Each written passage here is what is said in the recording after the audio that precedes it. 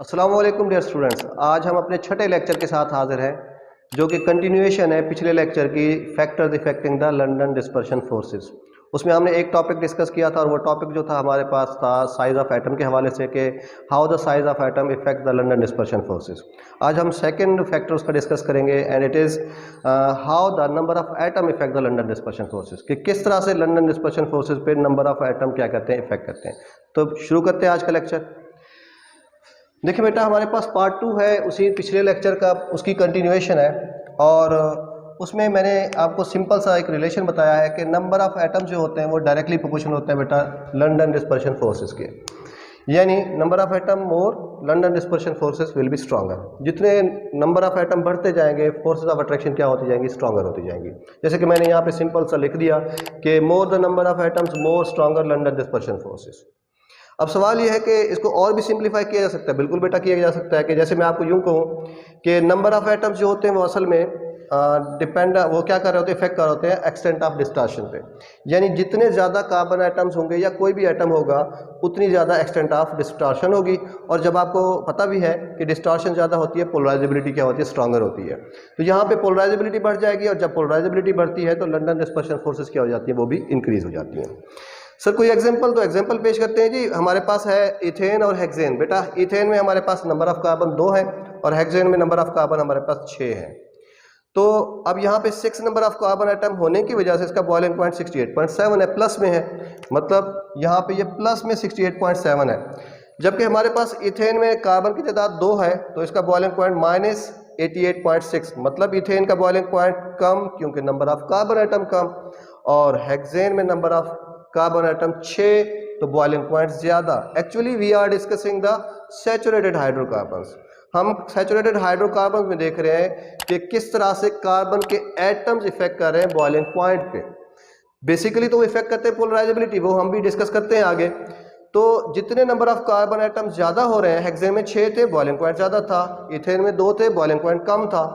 इसका मतलब फिर ये बात सही है कि number of atom directly proportional to London dispersion forces. इसकी वजाहत हम थोड़ी सी ये करेंगे कि कैसे ऐसा हो सकता है कि 6 कार्बन लंदन डिस्पर्शन फोर्सेस ज़्यादा बनाएंगे और 2 कार्बन कम बनाएंगे। तो देखें बेटा, सिंपल सी बात है, अगर आप कार्बन उठा के देखें तो हमारे पास 6 कार्बन एटम है हेक्सेन के अंदर। इसका मतलब है 6 कार्बन एटम के इलेक्ट्रॉनिक क्लाउड को डिस्टार्ट कर रहे हैं, क्योंकि आमने सामने आएंगे तो 6 के 6 कार्बन एक दूसरे के इलेक्ट्रॉनिक क्लाउड को डिस्टार्ट कर रहे होंगे। और वहां पे यानी इसका मतलब इसके अंदर 6 साइट्स अवेलेबल हैं जहां पे कार्बन एटम आपस में कोलाइड कर रहे हैं, कुलियन कर रहे हैं। तो 6 कार्बन की कुलियन फ्रीक्वेंसी ज्यादा, डिस्टॉर्शन ज्यादा। जब डिस्टॉर्शन ज्यादा, पोलराइजेबिलिटी ज्यादा, और पोलराइजेबिलिटी ज्यादा तो लंदन डिस्पर्शन फोर्सेस ज्यादा। और उसका इफेक्ट फिर किस पे होगा, बॉइलिंग पॉइंट पे होगा। तो जितनी ज्यादा बॉइलिंग लंदन डिस्पर्शन फोर्सेस होगी उतना ज्यादा बॉइलिंग पॉइंट होगा। तो मैं यहाँ पे फिर मेंशन भी कर देता हूँ कि लंदन डिस्पर्शन फोर्सेस स्ट्रॉन्गर तो बॉइलिंग पॉइंट भी स्ट्रॉन्गर। अच्छा, उसके बाद आ जाते हैं इथेन के अंदर। बेटा इथेन में देखें 2 कार्बन अवेलेबल हैं, यानी 2 sides are available for the कुलियन। 2 साइड्स अवेलेबल है कुलियन के लिए। तो यहाँ पे 2 एटम आपस में टकरा रहे हैं कार्बन के। We are discussing the saturated hydrocarbon. तो यहाँ पे 2 कार्बन एटम जब टकराएंगे तो लेस कुलियन विल प्रोड्यूस, यानी वहां पे 6 टाइम कुलियन है, यानी 6 कार्बन एटम कोलाइड कर रहे हैं and they are colliding each other and distorting the electronic cloud of each other. But in the case of ethane, 2 carbons are colliding each other and distorting the 2 carbon atoms. Thus, less polarizability will produce. Hence, less polarizability affect the London dispersion forces. तो London dispersion forces भी क्या होंगे बेटा, वो भी कम पैदा होंगी। और जब वो कम पैदा होंगी तो बॉइलिंग पॉइंट भी क्या होगा, इफेक्टेड होगा।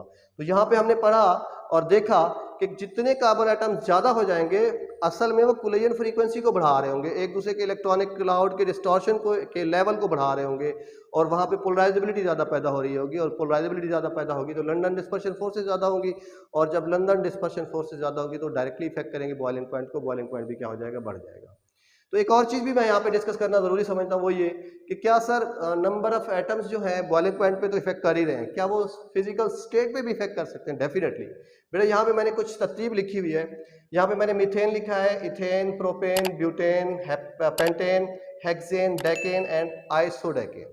तो आप देखेंगे बेटा मीथेन में कार्बन की तादाद 1 है और वो गैस है और उसका बॉइलिंग पॉइंट -164 डिग्री सेंटीग्रेड है। जब हमने यहाँ से नीचे गए इथेन में आए तो ये भी गैस है, लेकिन बॉइलिंग पॉइंट क्या हो रहा है, बढ़ रहा है।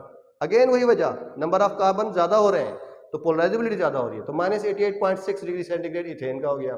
प्रोपेन में जाते हैं तो प्रोपेन भी गैस है और प्रोपेन का बॉइलिंग पॉइंट बढ़ रहा है, -42.1 डिग्री सेंटीग्रेड हो रहा है, क्योंकि यहाँ पे कार्बन आइटम क्या हो गए, 3 हो गए हैं। तो यहाँ पे 3 प्लेसेस अवेलेबल हैं फॉर कोलिजन, 3 कार्बन एक दूसरे से टकराएंगे, पोलराइजेबिलिटी बनाएंगे। उसके बाद नेक्स्ट पे आ जाते हैं ब्यूटेन। तो ब्यूटेन भी गैस है, लेकिन बॉइलिंग पॉइंट में इतना इफेक्ट है कि अब ये 0.05 डिग्री सेंटीग्रेड पे आ गया, यानी बॉइलिंग पॉइंट और ज्यादा बढ़ गया। जब हम 5 पे पहुंचे तो कार्बन की तादाद अब 5 हो गई। अब फिजिकल स्टेट चेंज हो रही है, बॉइलिंग पॉइंट तो बढ़ ही रहा था, फिजिकल स्टेट भी चेंज हो गया।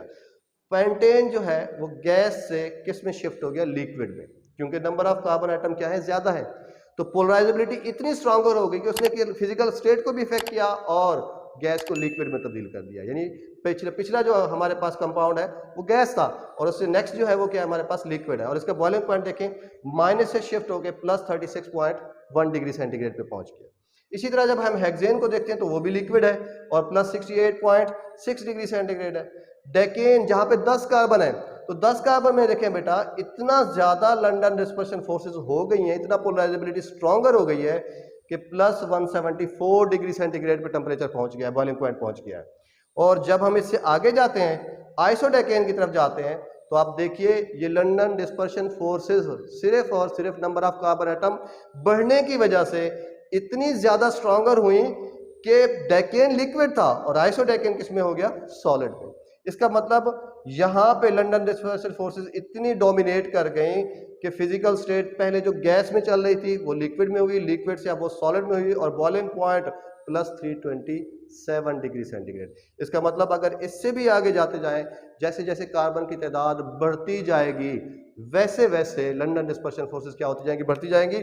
और मैं अगर थोड़ा सा ये इजाफा भी कर दूं, इसका मतलब असल में हो क्या रहा है, मॉलिक्यूलर मास भी तो बेटा इंक्रीज हो रहा है। तो मॉलिक्यूलर मास जब भी बढ़ता है तो डेफिनेटली लंदन डिस्पर्शन फोर्सेस क्या हो जाएंगी, वो बढ़ती जाएंगी। कार्बन आइटम बढ़ते जाएंगे, मॉलिक्यूलर मास बढ़ता जाएगा, मॉलिक्यूलर मास भी इफेक्ट कर रहा होगा, डेंसिटी बढ़ती जाएगी। इस लिहाज से हमारे पास क्या होता जाएगा बेटा, बॉइलिंग पॉइंट भी बढ़ता जाएगा। और बॉइलिंग पॉइंट क्यों बढ़ेगा, क्योंकि मॉलिक्यूलर मास इफेक्ट कर रहा है लंदन डिस्पर्शन फोर्सेस को। तो लंदन डिस्पर्शन फोर्सेस बढ़ेंगी तो बॉइलिंग पॉइंट भी इंक्रीज होगा। उम्मीद है आपको सारी चीज़ें क्लियर हो गई होंगी आज के लेक्चर के हवाले से। इंशाल्लाह नेक्स्ट लेक्चर के साथ फिर हाजिर हूँ।